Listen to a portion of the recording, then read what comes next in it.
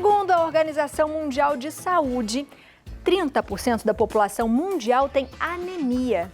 A anemia durante a gestação pode aumentar os riscos de parto prematuro e até da necessidade de transfusão de sangue durante o nascimento. Para falar sobre esse assunto, eu converso agora via Skype com o nosso querido ginecologista e obstetra, Dr. Fabiano Serra. Doutor, seja muito bem-vindo ao nosso Santa Receita. Obrigado, Abi. É sempre um prazer estar com vocês abordando esse tema que tem extrema relevância e extrema importância na população. Doutor, eu queria que você começasse explicando pra gente o que é a anemia. A anemia é quando a gente tem uma diminuição de hemoglobina ou de hemácias, que são aqueles glóbulos vermelhos que popularmente as pessoas falam por aí. Eles são responsáveis pelo transporte de oxigênio. Então, toda vez que há uma redução, a gente pode ter um comprometimento nesse sentido. E, doutor, o que causa a anemia? Existem várias causas para anemia. A gente tem a anemia ferropriva, que é quando a gente tem uma deficiência de ferro, mas a gente também tem a anemia por deficiência de vitamina B12, por deficiência de ácido fólico. A gente tem anemias que são doenças, então a gente tem a anemia plástica, que é quando a medula para de funcionar e para de produzir nódulos glóbulos vermelhos. A gente tem um quadro que a gente chama de anemia hemolítica, que é quando as hemácias são destruídas, geralmente por uma doença autoimune. E a gente tem também a anemia falciforme, que é uma doença hereditária, que é uma alteração no formato dos glóbulos vermelhos, no formato das hemácias e que trazem grandes repercussões. Doutor, ela é mais comum em crianças e mulheres, não é? Ela é mais comum, mas em idosos debilitados também, Abi. Então, mulheres, principalmente mulheres no período fértil, porque a menstruação, a depender se tem um volume menstrual muito elevado, se tem algum quadro de miomatose, adenomiose, alguma situação que possa fazer com que essa mulher sangre mais todos os meses, como existe uma perda de sangue, existe também perda de ferro. E com a perda de ferro, essas mulheres podem ficar anêmicas. E as crianças, pensando nesse conceito, as crianças estão produzindo novas hemácias porque elas estão em desenvolvimento, em crescimento, na verdade. E à medida que elas crescem, elas precisam produzir mais células para suprirem essa necessidade de oxigênio. E quais são os sintomas, doutor? A gente vê muitas pessoas falando assim, fulano é muito pálido, deve estar anêmico, né? Uma coisa que a gente sempre ouviu. Mas quais são os sintomas? Como é que a gente consegue identificar que algo não está muito bem?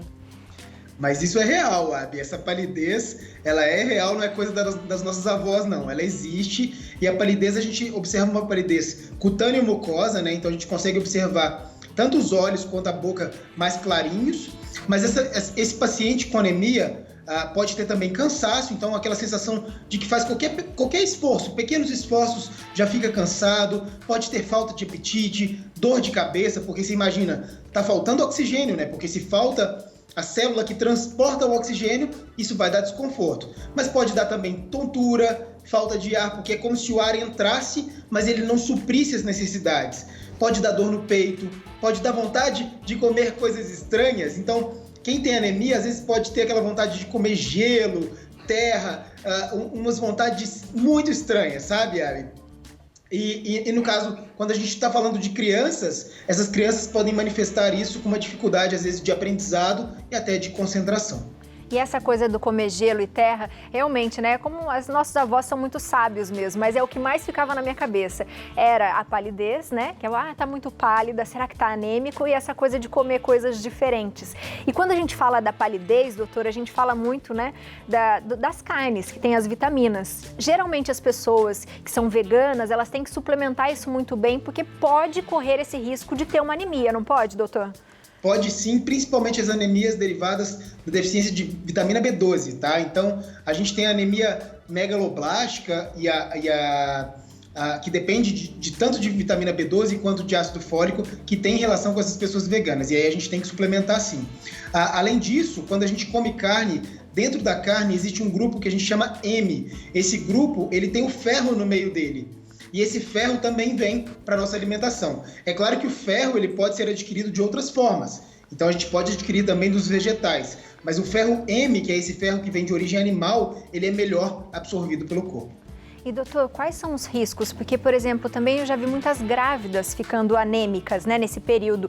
É perigoso, não é, doutor? É muito perigoso, Abi. Então, gestante, a gente tem que ficar monitorizando sempre. É importante lembrar que as gestantes têm um volume de hemoglobina mais baixo que a população geral, que é tolerado, porque essas mulheres passam por um quadro que a gente chama de hemodiluição. Mas a gente tem que entender que, assim como as crianças, quando estão crescendo, precisam produzir hemácias, essa mulher tem que ter ferro suficiente e substâncias suficientes, nutrientes suficientes para que esse feto também produza as hemácias dele. Então é como se houvesse um consumo dessa mulher e por isso essas mulheres precisam também ser suplementadas. Muitas delas podem fazer inclusive sangramento, hemorragia pós-parto, ter parto prematuro se não for tratado adequadamente. E doutor, além dos sintomas, como que a gente consegue o diagnóstico final da anemia? Geralmente, a história clínica vai nos dizer a gente vai ter alguma informação já na anamnese, na entrevista que a gente faz com o paciente. Como tem anemias que são hereditárias, isso é importante a gente perguntar, mas a confirmação diagnóstica, em geral, vem com exames laboratoriais, sabe? Então, a gente pode pedir vitamina B12, pode pedir ferro, pode pedir o hemograma, que ali vai mostrar pra gente o hematócrito, a hemoglobina. Se essa paciente tiver uma deficiência, por exemplo, uma anemia falciforme, a gente vai pedir o que a gente chama de eletroforese de hemoglobinas para identificar se ela tem alguma alteração. A anemia falciforme é muito interessante, Abi, porque ela é uma doença hereditária, genética hereditária, e as pessoas que têm o que a gente chama de traço falcêmico, que seria um gene só alterado, elas não têm repercussão ao longo da vida.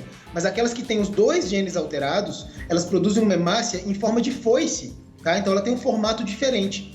E qual que é o problema dessas hemácias? Essas hemácias podem obstruir os vasos sanguíneos, causando o que a gente chama de infarto. Infarto não é só do coração, infarto é sempre que morre algum pedacinho de algum órgão. Então, essas hemácias podem acumular nos vasos, fazendo com que haja infartos de órgãos. Quando a gente fala de anemia, a gente acha que ela é a doença, mas na verdade ela é um alerta, né, doutor?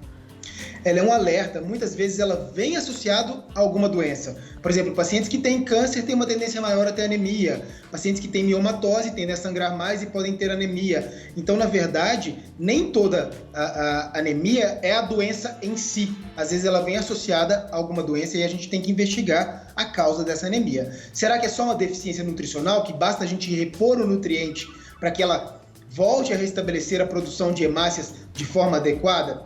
Ou será que realmente a gente precisa investigar uma outra causa e tentar tirar ali a causa pela raiz, né? Tem uma perguntinha aqui, doutor, antes de eu perguntar dos tratamentos. Vamos lá, vamos ler. Vamos lá.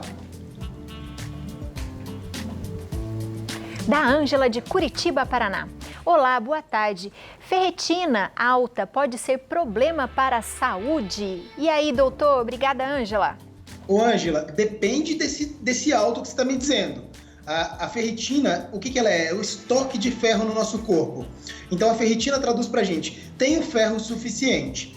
Só que quando a ferritina está alta demais, e aí tem que ser conversado com o seu médico, aí sim pode trazer algumas doenças relacionadas, tá? Mas no geral, a ferritina pode estar um pouco mais elevada porque ela é o estoque de ferro do corpo.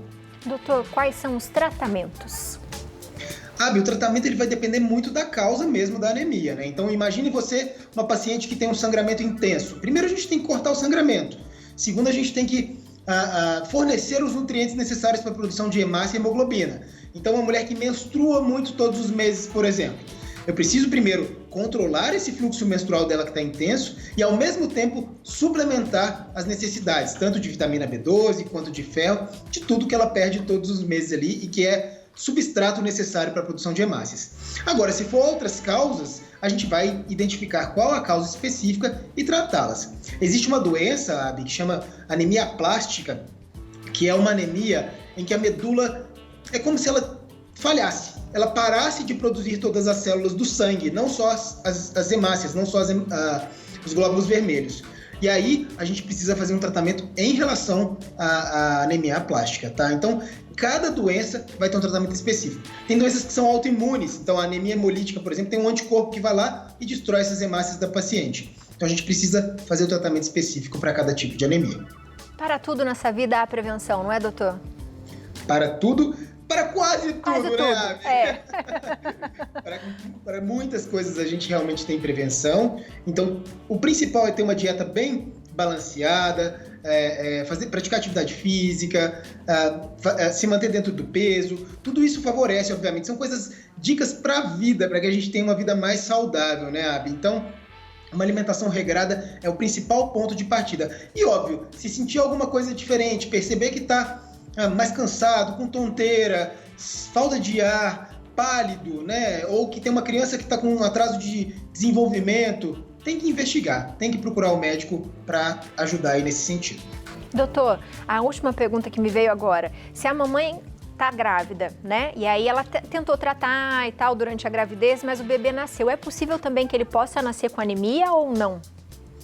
Em geral, até que não, Abi. Assim, os bebês, para o bebê chegar nesse ponto, a mulher tem que estar muito anêmica, mas muito anêmica mesmo. Eu brinco que os bebês, eles são verdadeiros parasitas, então eles sugam tudo que eles precisam das mães. Então, se as mães não derem conta, elas que vão ficar sem no final das contas, entendeu? O bebê, ele vai dar conta do recado ali, porque ele suga tudo que precisa mesmo. Boa, doutor. Obrigada por hoje. Um beijo, viu? Eu que agradeço, Abi. Sempre um prazer estar com vocês. Beijo, pessoal da Santa Receita. Um beijo. Aproveita, segue... Beijo, pessoal de casa também. Por favor, segue todo mundo, doutor, aí na internet, drfabianoserra.com.br. Tem também o Instagram, onde ele coloca várias informações para você aí, @dr de Dr. Fabiano Serra, e o YouTube, que é Dr. Fabiano Elisei Serra. Beijo. Muito bom, não é, minha gente?